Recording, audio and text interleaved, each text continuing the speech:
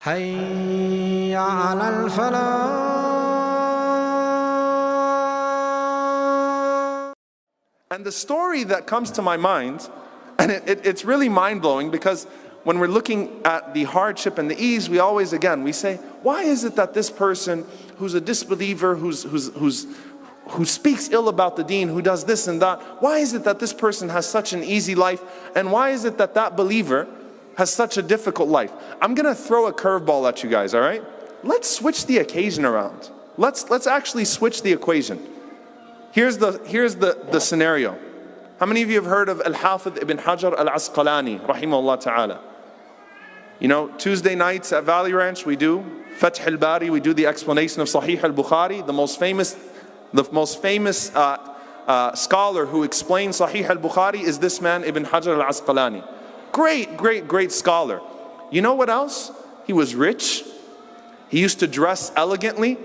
And he became the Qadi of Egypt. He became the judge of Egypt, the great judge of Egypt, of Masr. And imagine this scenario. Ibn Hajar is walking in the marketplace. The guy is incredibly handsome. He's a good-looking man. He's scholarly. You know, he's dressed well. He lives well. He has position in society. And he's walking in the marketplace, and there is a non-Muslim that's selling oil that's used for the lamps. And he's in shabby clothes. And he looks at Ibn Hajar and he says to him, Ya Shaykh, O scholar. He says, what? He said, didn't your Prophet sallallahu alaihi wasallam say that ad-dunya sijnul mu'min wa jannatul kafir? This world is a prison for the believer and a paradise for the disbeliever? He said, yes. He said, so what Jannah am I in and what prison are you in? Seriously, look at me and look at you. I reject Allah. And he was actually someone that was openly rejecting Allah subhanahu wa ta'ala. I reject Allah. I reject God. I don't care about this stuff. I don't care about your religion. And I'm living in this misery, in these shabby clothes, trying to make way, selling oil for people's lamps. And you, mashallah, scholar, alim, La hijrata ba'd al-fath. There is no explanation after Bukhari, after your explanation apparently. You're amazing. And you live like this? What prison are you in and what Jannah am I in? Seriously.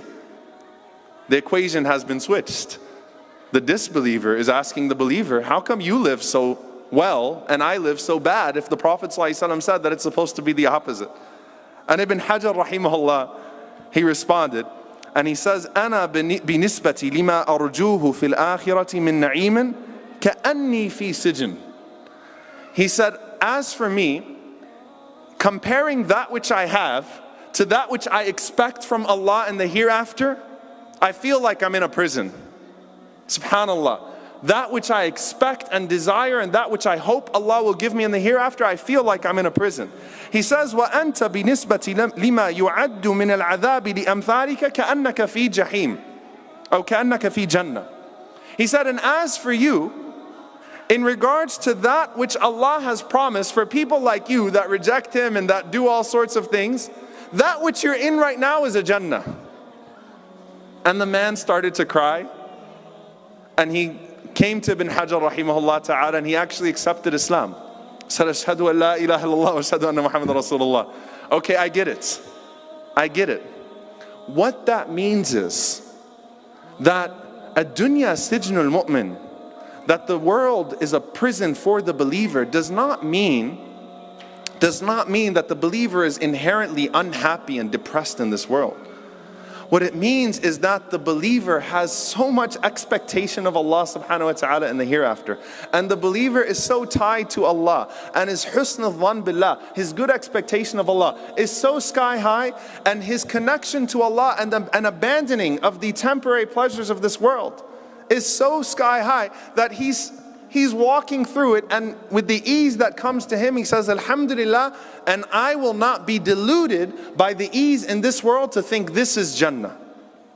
And he restricts himself from the prohibited things. He's imprisoned from the prohibited means of living out his shahawat, of living out his desires.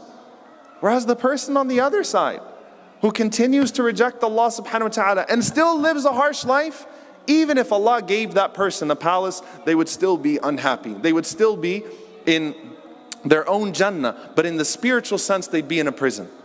So yes, ad-dunya sijnul mu'min, the dunya is a prison for the believer, but make no mistake about it, dear brothers and sisters. The one who connects himself to Allah subhanahu wa ta'ala in this dunya and sees through its flimsy nature is the happiest person in the world.